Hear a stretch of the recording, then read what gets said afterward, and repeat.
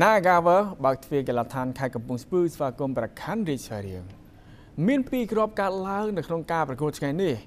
យើងឃើញថាក្រុមទាំងពីរចែកគ្នាម្នាក់មួយពិន្ទុនៅក្នុងសប្តាហ៍នេះផងដែរ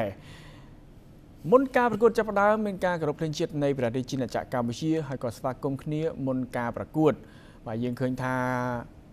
ប្រខណ្ឌរាជវារីនិង Nagaver ពិតជាដៃគូ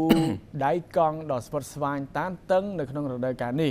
ការជួបគ្នាគឺមិនមានក្របបាល់ច្រើននោះទេឱកាសដំបូងរបស់ប្រខណ្ឌរាជវារីនៅការគប់បាល់ទូបានឆ្ងាយមែនទែនហើយតែទៅណាមិនឆ្ងាយប៉ាទិក Robson បាទក៏ទះជើងឆ្វេងជួយបានពី Redley Heng បាទប៉ាទិក Robson បាទដកទ្រូងហើយក៏តតឆ្វេងបាទ Redley Heng ក៏ចាប់បាល់ជាប់បានល្អកន្លែងនេះគីរីណាតតឆ្វេងក៏បុកមង្គលទីបាទអស់វិញនឹងមានក្របបាល់កាត់ឡើងទៅហើយបាទគីរីណាមកក៏ទះផ្លាមកបាល់រ៉ាបុកនឹងមង្គលទីចេញទៅខាងក្រៅខនសៀលលើកបាល់ចូលមកខាងក្នុងតែពីប៉ាទិក Robson ក៏មិនចំគោលដៅដូចគ្នាបាទការតែរបស់ប៉ាទិក Robson បាទគឺក្រោយសំណាញ់ទីកន្លែងនេះសារ៉េតគ្រីយ៉ាកាត់បាល់ចូលមកខាងក្នុងក៏ឃ្លៀផ្ដាច់បាល់ចេញទៅខាងក្រៅពីតំបន់ការពារកន្លែងនេះក៏ដូចគ្នាបាទឃ្លៀចេញពីវីរៈតារាកន្លែងនេះសារ៉េតគ្រីយ៉ាលើកបាល់ចូលមកខាងក្នុងបាទប៉ុន្តែក៏មិនមានការថែមបានល្អហើយមរតនៈចាក់ទៅម្ដងទៀតក៏មិនមានដូចគ្នាបាទឃ្លៀផ្ដាច់បាល់ចេញទៅខាងក្រៅពីតំបន់ការពាររបស់ Nagaver បាទ Nagaver ថ្ងៃនេះគឺតំបន់ការពាររបស់គេល្អមែនទែនកន្លែងនេះការបញ្ជូនចាស់ឲ្យ Conosiel ហើយក៏ទះឆ្វេងបញ្ចប់ទីបានយ៉ាងស្អាតតែម្ដងបាទនាំមុខ1-0ពីការបញ្ជូនចាស់របស់មនរតនៈហើយក៏តតបញ្ជូនទីរបស់ Conosiel បំប៉ោងសំណាញ់ទីបានយ៉ាងល្អបាទគឺ1-0ការបញ្ជូនបាទក្រោយខ្នងចោះស្អាតណាស់ហើយក៏ទះឆ្វេងបញ្ចប់ទីកន្លែងនេះខ្វំមេពេប្រាតតស្ដាំប៉ុន្តែមិនចំគោលដៅការតតស្ដាំរបស់ខ្វំមេពេប្រាគឺបាទយើងឃើញថានៅក្រោយសំណាញ់ទី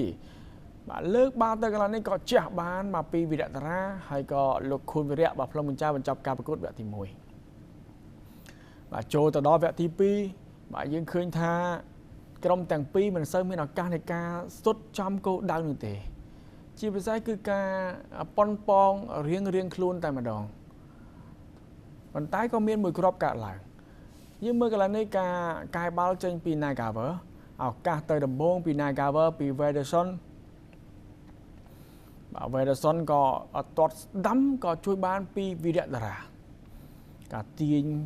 ហើយក៏តតស្ដាំបារ៉ាវីរៈតារាក៏ជួយបាននៅក្នុងការសង្គ្រោះបាល់បានយ៉ាងល្អលើកបាល់ជ្រុងកន្លែងនេះក៏ជួយបានពីវីរៈតារាសាជាថ្មីតតស្ដាំកន្លែងនេះក៏ឃ្លៀផ្ដាច់បាល់ចេញទៅខាងក្រៅពីខ្សែការពាររបស់ Nagaver អ្វីនៅទៅកាត់បាល់ចូលមកខាងក្នុងនេះបាទអ្វីទៅមានក្របបាល់កាត់ឡើងទៅហើយក៏ជាប់វិញទៅរុញឲ្យសស៊ូហាណាក៏តតបាល់រ៉ាតតស្ដាំមកបញ្ចប់ទីបានយ៉ាងស្អាតតែម្ដងបាល់រ៉ារបស់សស៊ូហាណាកន្លែងនេះហើយ Wederson បាទតតស្ដាំវិញនឹងមានក្របបាល់កាត់ឡើងក៏ទៅដល់វិញទៅក៏បញ្ជូនទៅក្រោយឲ្យសស៊ូហាណាក៏តតស្ដាំបាល់រ៉ាបញ្ចូលទីបានយ៉ាងស្អាតតាមស្មើនៅចុងម៉ោងនាទី90ទៅហើយ1-1ពីការតបបញ្ចូលទីរបស់សស៊ូហាណាលោកអញ្ញាណាលោកខួនវិរៈក៏ផ្លុំបញ្ចាបញ្ចប់ការប្រកួតទាំងស្រុងតែម្ដងក្រុមទាំងពីរបានត្រឹមចែកគ្នាម្នាក់មួយបន្ទុកនៅក្នុងការប្រកួតថ្ងៃនេះ